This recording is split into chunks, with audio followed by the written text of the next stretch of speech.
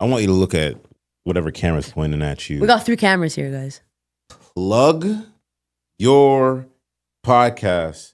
Where can they check you out? And make sure you check out our content, y'all. Thank you. And marketing. Hello. Who's here? Who's still Hello. here? This thing on? Marketing. Let's talk about it. All right. At Check the Pulse podcast. So just like literally checking your pulse, basically. That's my podcast handle.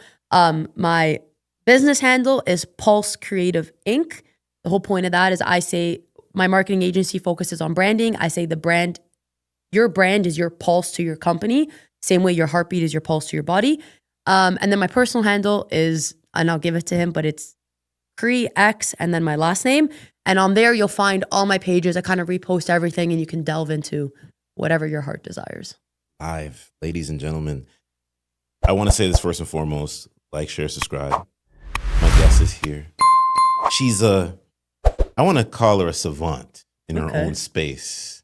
Kristina, welcome to the Mitchell Port Unleashed podcast. Thank you for having me. Yes, we're on the cusp of 9 years. Massive. Thank you. Massive. Thank you. All his followers, subscribers, show some love to that. And also, if you're new here, show him love by liking, subscribing, and sharing this episode or any of the episodes. If you don't resonate with this one, cool. But he definitely has one, and I can promise you that you resonate with. I like that. You know, podcasting is it's a trip, but we're going to get into all of that. Yeah. You know what I mean? I'm ready. But first, let's hear to talk about you and your development, your journey. Okay. Things like that. All Introduce yourself. What is it you're doing and all that good stuff. All right. I'm Kristina. I got forced to be here. No, I'm kidding. Force is crazy. Force is wild work. Well, I'm Kristina, as you guys know. My journey's kind of, I guess, not so linear, but I was an athlete. I wouldn't want to say was. I'm always going to call myself an athlete, but I played soccer my whole life. Ended up getting scholarship to Ryerson, which is now Toronto Metropolitan University. Played there. I ended up quitting after my first year. Then I had to get into kind of the workforce, which was a crazy jump just because I identified myself with a sport for so long in my life that I felt like that was my talent, that was my skill. So once that's taken away, what do you have going for you? Like you have to rediscover yourself. I ended up working at the bank for 4 years. I just got that position because I had a friend that was leaving and was like, oh, I can get you connected. I can get you in. Cool. Great experience. You learn a lot. I think everyone should kind of work in a financial institution, at least for a bit. And then from there, COVID hit. Some things, obviously the world changed. I didn't agree with a lot of the rules kind of the bank was implementing. So I decided to leave there and then take a leap of faith on myself, get into entrepreneurship, which leads me to where I'm at today, which I own a marketing agency and I also have a podcast. So that's kind of the fast summary of my journey. I love everything about that. So I hear the quit. Why did you quit soccer? Few reasons. Not because of a lack of passion. I still have passion. I love that. It was more just political, a lot of tension with my coach. And it's really true what they say in sports, like a coach can really change an athlete's life, good or bad. I've had coaches that have just amplified me. And then at that point, I had a coach that just defeated me. Didn't matter how hard I tried. And then I just weighed all my pros and cons. And I was like, okay, well, I'm dealing with this. And then it took a toll on my schooling because you're going that jump, high school to university. It's also like I was studying business, so it was a more, I guess, complex program. And then I had all this, call it BS, I was dealing with soccer. And then I was like, okay, you know what? At some point, I started to look at everything. I'm like, okay, I don't want to go national. I want to go Europe, but that kind of went away for me in high school because some things happened there. And then I'm like, okay, I'm here now. I got my scholarship. Do I stick this out for the next 4 or 5 years? But I saw the toll was taking on me mentally, on my time, on just like my physical health, because between classes, you got lifts and training and everything. And it's great. And I know a lot of people that did it. And for me personally, like I said, if I was treated properly and didn't have to deal with what I dealt with my coach, I definitely would have stayed if I was in a better environment. And you figure it out. Like they give you the proper resources. They give you everything to kind of make a student athlete succeed. But I was like, this isn't worth it. It's causing me too much stress. I'm just going to buckle down on my school, get my grades up so that I can kind of start to figure out my life, right? Speak about that, because I feel like coaching even comes into leadership. and Mhm. we're leaders in our respective realms. Mhm. Marketing, I feel like you got that down pat. Thank you. You know what I mean? Yeah. Everything's a work in progress. Podcasting, work in progress. You Yeah. know, some people put you in certain levels and elements in light, and I'm just like, nah, it's not like that, guys. Yeah. It's not like that. There's a lot of trials and tribulations you have to go through. Yeah. But when you speak to those past moments with your coach, Yeah. how did it make you feel in that moment? And what did you do to switch to really like deep dive into what you're doing now? Undervalued and not appreciated. Okay. And then to me, it's like, yes, it's a bit of a different situation because when you're on scholarship, you're being paid to be there. Whereas throughout your life, you're typically paying to be on a team. So I feel there's a lot of leverage that comes from like the university and everything saying like, hey, well, you're here and like we're giving you money to be here. So you're kind of under their belt, which every athlete understands. And like being on a team and being at that level, it's hard. It's hard work. It's not easy, but you know that. But I think for me, it's if you're going to have coaches at that level, they need to be very experienced in the sport and understand the sport to depths that even a player coming in doesn't get it. Let's go. And the guy that was coaching at the time, first of all, as a human being, amazing, super smart. He has his PhD, like he's given TED Talks, like an incredible human. But just when it came to sport and like, I just found there was a lack of understanding in, each player and, what their strengths were, what their weaknesses were, a lack in recruiting and like just upholding that level of sport you expect to experience when you get to post-secondary education. So for me, it was like, I had a head coach telling me things like I had to dumb my game down. And I'm like, why am I dumbing my game down when I'm at a level where I should be pushed to excel my game?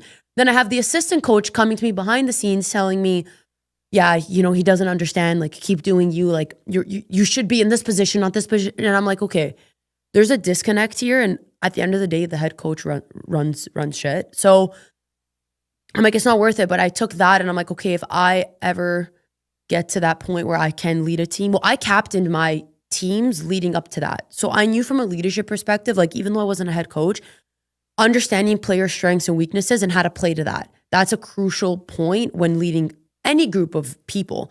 So I was like, okay, in work, if at that point I didn't know I was going to be an entrepreneur, but I always said like if I hit some sort of position where there was people that I had to manage, I'm like, okay, I can take that ability, make sure they're always appreciated and make sure they always feel valued.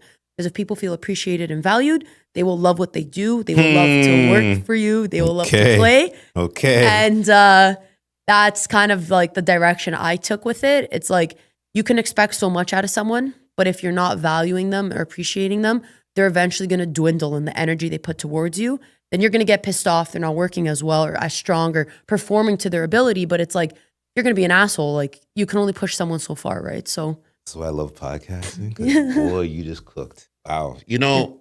I'll speak to this. Yeah. You even look at the workplace. So when I was in telecommunications. Yeah. And I remember a manager looked at me all because of the grading system that we had. Yeah. This is a past job. And they said, is it a skill or a will issue that you can't sell? Said that to me dead ass in my face. And I'm looking at this camera, said it. Now, telecommunications. It's one of the, however many in Canada here now, one of the two of the major ones.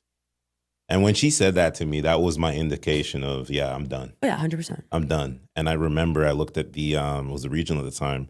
He actually mysteriously came by the mall, shook his hand. Yeah. And I said, I thank you for the opportunity. Yeah. I said, this is my last day. And he just looked at me.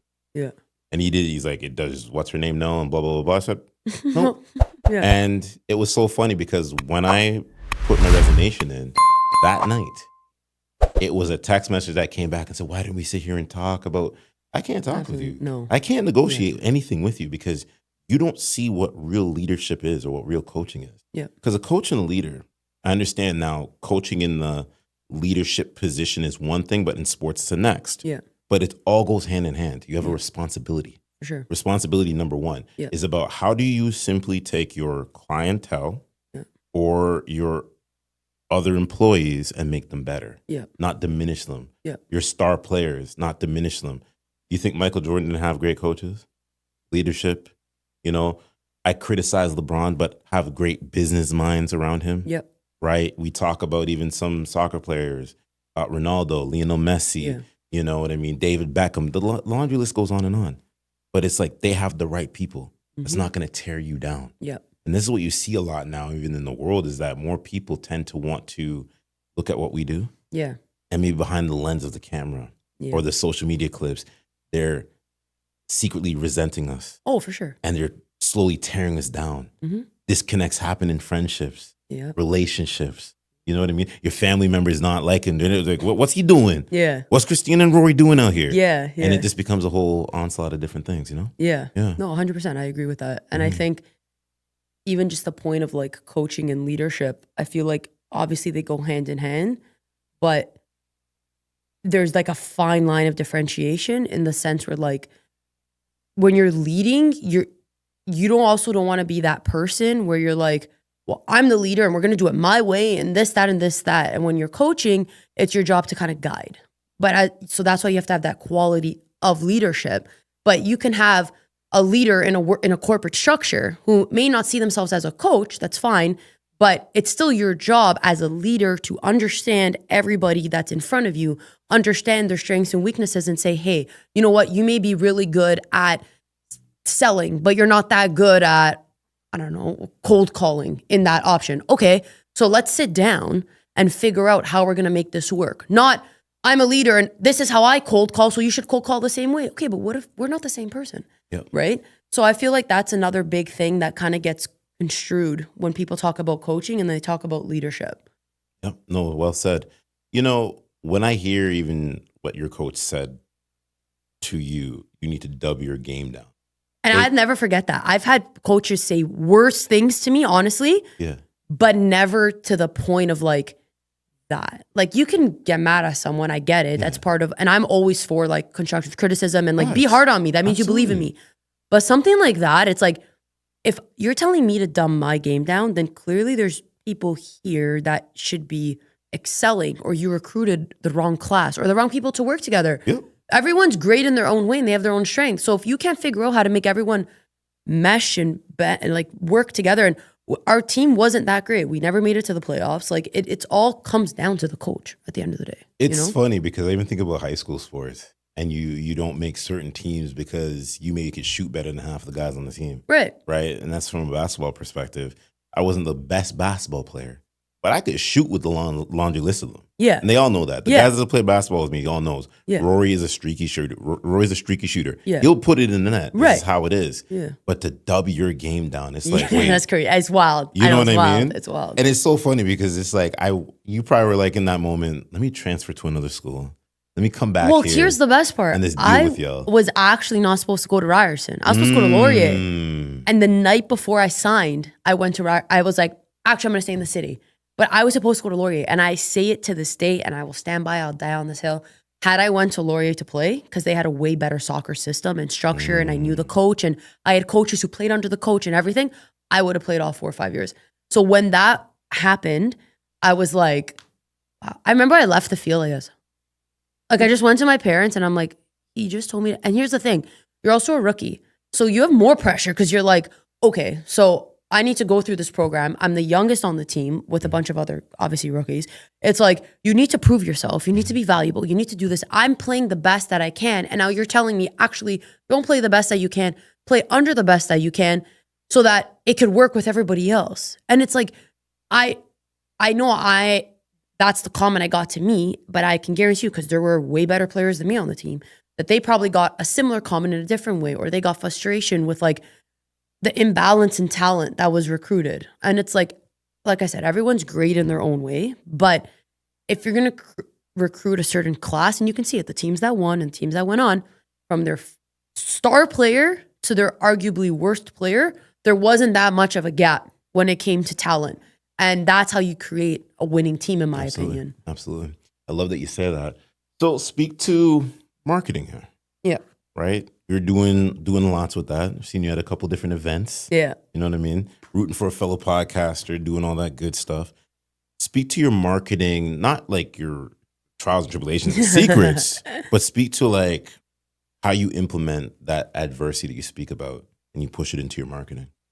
I think for me, it comes more into play when working with clients, just because it's that same thing where, okay, if you have a leader and you're an employee and you want to feel valued, well, I have a company and now I have a client. I want to make that client feel valued. And the same way, I would hope in turn, they make me feel valued. And now we're both happy, we show appreciation. But, and how that value comes is obviously different. They're a client. So that can come in, you know, like there's times I'll go, like someone will be like, hey, like, can you just, I need an extra shoot day or I need an extra graphic. Like, I'm not going to charge you for that if we have a good relationship and I feel valued. But if I feel like you're rude to me and you don't appreciate me and you don't appreciate my time and you're trying to take advantage of me, yeah, I'm going to charge you for that extra, let's say, graphic. But majority of the time, I always try to move from my heart. So like, if I feel that good energy and that good appreciation all day, I've done extra shoots, I've done extra photos, videos, whatever, because the relationship means more than the value amount. And then in turn, from a client perspective, to me, it's like the few things that when I would need to feel valued: good communication, paying me on time, me not feeling like I'm going above and beyond already, and then I gotta chase you down for a month, 2 months to ask you to pay me. Like, then it's like, okay, so you really don't respect me.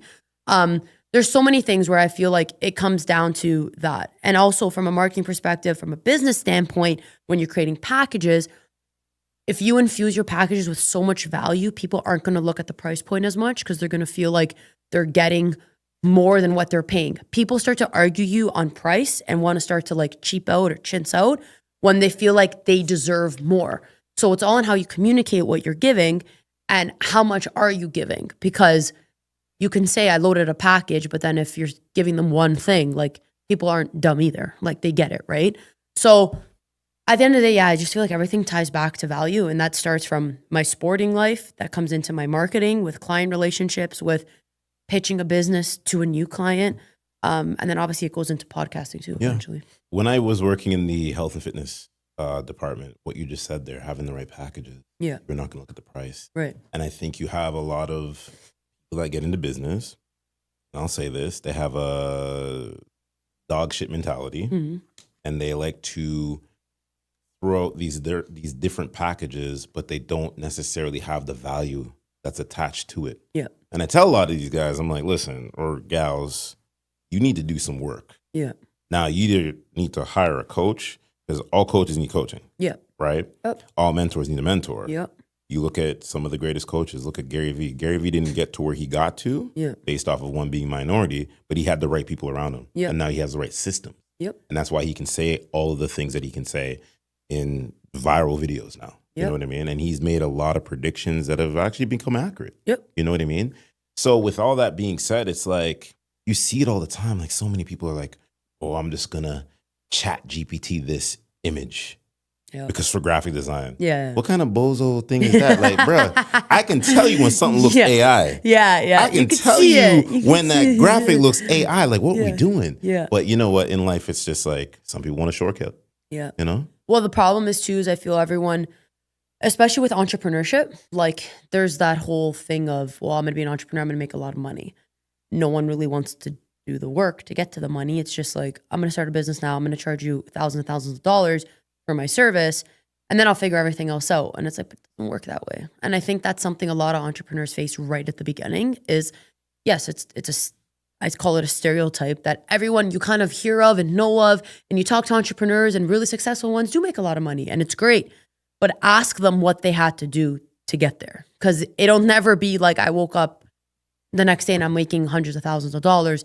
They have a journey, they have a story, they definitely have a failure in there, they have a setback, and then they propelled. And I think that gets overlooked a lot when it comes to, you know, like a bad mindset, bad pricing, and just, you know, feeling entitled, like, well, I'm giving you a service, so now you have to pay me this amount of money. And it's like, no one's reinventing the wheel. You're just a part of it, and you can make it better. So if I'm giving you something, the next guy's giving it to you too. Why wouldn't you go to him if he's nicer and he actually appreciates you, right? When you speak to that mindset situation, it goes to even with us as content creators, entrepreneurs, and having the right mindsets. How do you distinguish having the right mindsets? Which is going to lead me into like the whole podcasting generation and stuff like that. Honestly, for me, like I'm a big person of energy. Okay. So like when I meet someone, I feel like within the first 5 minutes, like I'll know kind of their energy and their vibe. Given obviously like there's some people who are more closed off, you get to know them, they open up, or vice versa. But in general, you can see the way someone stands, the way they talk, the way they enter a room. Like, so you can tell. There's times I'm in rooms, I'm like, oh, that guy's probably so slimy. And then I talk to someone, I'm like, hey, you know him? Yeah. Oh, is he slimy? Yeah. Okay. You can tell it's in their aura. And if you really pay attention to someone, it's not a secret and it's not a skill. You can figure it out. You just kind of want to have to figure it out. And I do that to protect myself. Because there's so many times I've given my energy to people that didn't deserve it in the end, or that were slimy in the end, or that weren't, you know, loyal or whatever. So that I tie into my mindset where it's like, okay, I always go in open-hearted and I go in with an open heart. But when I meet someone, I'll know, like I said, within the first 5 minutes, like where that's going to go, because I've had situations where I've given so much to the wrong people and then it backfires on me in the end, right? The same way, like, I know I walk into a room, people will judge me. They'll judge my energy. That's normal. It's human nature. So I take that and then I play it into my mindset of like, okay, and I've just learned this over time. I was never like this, like when I started my business, but in each interaction that I'm about to make, obviously, if you know, like I knew today I was going to come meet you, let's say, but if I walk into a networking event, I don't know who I'm going to meet. So I'll set goals in my head of what I want to, like what's the goal I want to come out of that interaction. So today I may have one goal. Then if I go to a networking event and I know what it's about, I have another goal in my head. That shifts my mindset into how am I approaching the situation? And then from there, I kind of dive into it. But there was a guy on my podcast and he said something that always stuck with me. He was like, it takes just as much energy to assume negative intent as it does positive intent. So he's like, you know, someone's running late, let's say, to a meeting or something, then you could assume like they're not doing it on purpose. Like something must have happened for them to get there. Someone cuts you off in traffic. Maybe they're going to see their mom at the hospital. You don't know, but your immediate reaction is, hey, buddy, like you cut me off.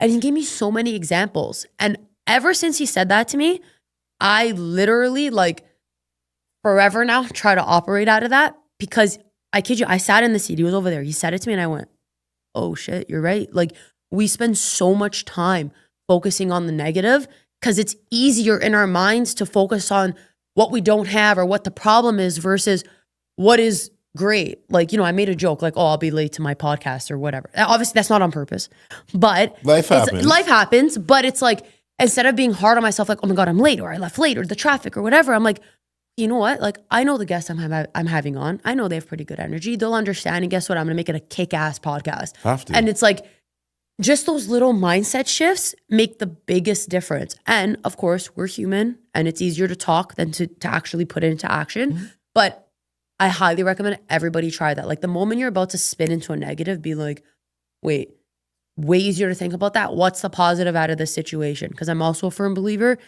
everything in life has a positive and a negative to it. Even in like the worst situations ever, there's some glimmer of light in there. It's harder for you to find it because you're blinded by all the bad that's in front of you. Jeez. Man, oh man. You sure you don't want to be the host of the podcast now? Damn. Okay. How we closing out? That's how we closing out 8 years. We're done. That's how we closing out 8 years. I love that. No, you know, it's life. Life be lifing. And you know what? I feel like I'm in a season where you're either in a season where you're either entering in a storm, you're mid part of the storm, or you're just coming out. Yep. And we all go through it in life. Yep. And the thing is, it's about not giving fuck up. Yep. You can't give up no matter what's going on. You know, we could speak about podcasting where, hey, y'all, what's going on? We wanted to halt the episode there because this conversation got too good that I didn't feel like it was necessary for y'all to listen to it all in one big chunk. So we're splitting the episode in two. It's needed, it's necessary. You got a lot of conversation points here about leadership, coaching, mentoring. And I appreciate y'all for listening to the podcast. More importantly, tuning in every week. This is what we do. Shout outs to Kristina once again. Shout outs to what she's got going on in marketing. Shout outs to her when it goes down to the podcast as well. Make sure you turn on all bell notifications when it comes down to her podcast. You like, you subscribe. You continue to support the creators. Officially this year, we're monetized on this platform. So what that means is all the support that goes into this podcast is needed. It's necessary because it helps us grow. It helps us build the channel. And I love and I appreciate every single one of y'all once again for that. We're going into year 9. And what year 9 truly means about this is more episodes, more conversations. And I'm going to be also doing a little project, long-term project, that I'm going to be blending in my world with another world. Because I felt like for the last year, I should have did it and I didn't. So now I've got that itch. I encourage every single one of you, once again, to turn on the bell notification, like, subscribe, share, and comment here on the Mitchell Report Unleashed podcast when it comes down to YouTube. And last and not least, make sure you head over to Instagram and follow me there. Follow me there, officially Rory. All my links are in the description of every single podcast. Trust me when I tell you, something big is coming, and we're just pushing, and we're going to continue to keep growing this channel. And I appreciate every single one of y'all. And to Kristina again, thank you for coming on the podcast. Part 2 is even better. We talk about podcasting, trials and tribulations as content creators. It's a must listen. There's a lot of truth in there. And I know when it comes down to podcasting, sometimes, and I've learned this in life over the last 8.5, heading into this 9-year journey. When you speak the truth, people will listen. When you start making sense, that's where you start seeing the resentment, the folks not wanting to listen, the ones that simply sit here and they get agitated, or they show you that fake love, or that fake type of energy, like they sound like they're rocking with you. But with that said, let's keep pushing forward, ladies and gentlemen, no matter what you got going on in life. Walk with your head held high. Doesn't matter if you're a man, a woman, or a child stumbling on these podcasts. Always make sure you stay in proper alignment with your vision, because nobody can take that away from you. The right people will always find you each and every day. So that's it for me here. Mitchell Report Unleashed podcast. You like, you subscribe, you turn on the bell notification, and part 2 is coming very, very soon. So that's why you're going to stay up to date. Again, I appreciate my community. I appreciate every like, every listen, every viewer here on YouTube. It's always love. It's always appreciation. And always make sure you stay connected, because so much more is coming soon. We out. Peace.